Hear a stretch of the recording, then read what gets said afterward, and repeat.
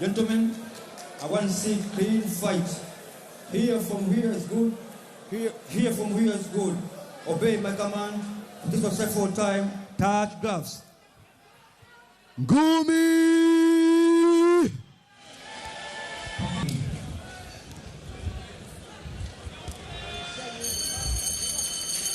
Second out of the ring. Ule usiku ambao ulikuwa ukisubiriwa kwa hamu kubwa, ndio huu hapa. Stanley Eribo, Edo Boy kutoka Benin City pale Nigeria. Sifa yake kubwa ni kutumia jab, sifa yake kubwa ni kuweza kucontrol kile ambacho pengine anakipata mapema. Ndio unaona katika mapambano pia ambayo amecheza hajapoteza pambano lolote lile, na hiyo ni sifa yake ambayo ana uwezo mkubwa wa kumanage hiyo ring yenyewe pindi ambapo anapambana. Anaheshimu kwa kiwango kikubwa sana kile ambacho anakitengeneza, lakini hapa anakutana na Champais one time. Hassan Mwakinyo, umati wa watu ulijieleza wakati anaingia kuonyesha kwamba huyu ni ule bingwa wa WBA Pan Africa, UBO International, WBF International, Intercontinental, ABU, lakini vile na WBO Africa. Mataji yote hayo alikwisha pita nayo Hassan Mwakinyo. Acha tuone kwenye usiku hapa leo wa pambano la raundi 10, Mwakinyo atawapa nini wa Tanzania. Tuone Mwakinyo atawapatia kitu gani kikubwa, Aidan. Yes, na ukiangalia kwenye hii raundi ya kwanza Hassan ameanza na mguu wa kulia kama southpaw. Tunafahamu ni kiasili ni orthodox, lakini ni orthodox ambaye ana uwezo mkubwa pia wa kucheza na mguu wa kulia kama southpaw, na tunaona kwenye hii fight mpaka muda huu raundi ya kwanza ameanza na mguu wa kulia kama southpaw dhidi ya Eribo ambaye kiasili ni orthodox. Haya, acha tuone. Wanavyokuambia jab yake ndo ambayo Eribo anaitumia sana, lakini Hassan Mwakinyo ni bondia ambaye sifa yake kubwa ni nguvu alionayo. Anamiliki nguvu ya kutosha kwenye punch zake, lakini uwezo wa kubadilisha stance ni mkubwa kwa upande wake. Lakini kumbuka kwamba huyu ni bondia ambaye ukisha kutana na vigingi vingi wa bondia wa ndani pamoja na nje Tanzania hapa. Kumbuka moja kati ya pambano ambalo tana mfupa mgumu ni pamoja na yule la Tina Mpei mwaka 2019. Kwa hiyo unaweza kuona kwamba hili pambano la leo, je, atalinda nalo vipi Hassan Mwakinyo? Haya,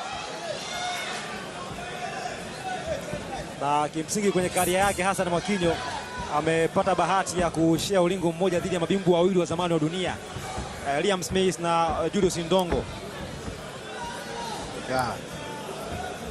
Haya, na sifa kubwa ilianzia pale alipomtandika Sam Eggington. Chikaza vibaya sana kwa Uingereza. Bado hujaona kitu kikubwa sana, pengine kila bondia akijaribu kumsoma mwenzie. Raundi ya kwanza ni raundi kama ameingia kwenye mfumo wa Hassan, pia combinations za kutosha, kitu ambacho Hassan anapenda kufanya hivyo. Tamshuhudia pale pia baadaye, bila shaka yoyote. Hassan miongoni mwa bondia ambao anapenda sana body punch, na aliwaambia Tanzania kwamba tutashuhudia pambano ambalo hamkuwahi kuliona kabla, au mtanishuhudia nikiwa na namna nyingi.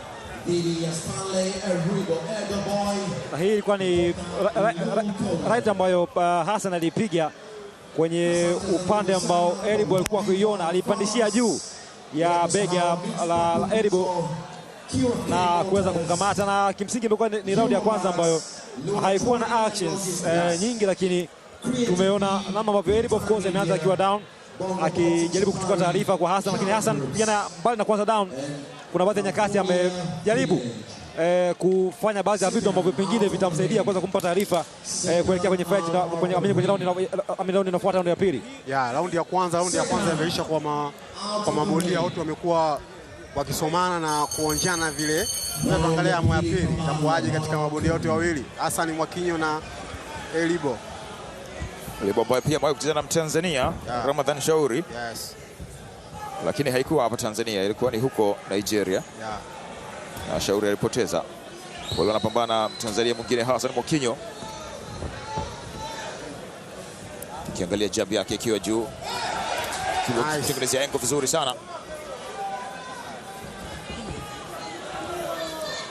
Eribo kwenye mchezo leo unaona kama kuna mabadiliko mengi ukiliangalia na mapambano ambayo nimekuwa ukiyafuatilia.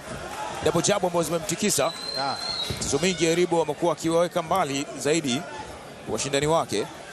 lakini kuna muda hapo unamuona Eribo ni kama anataka kushindana na Hassan Mwakinyo ambaye sifa yake kubwa. Naona kitu cha tofauti leo. Hassan Mwakinyo kaanza na Saspo mpaka raundi hii ya pili. Kama alivyosema Aidan. Nzuri sana. Na Eribo Kasalim Amri. Huyu ni Hassan Mwakinyo na anahesabiwa. Eribo anahesabiwa. Eribo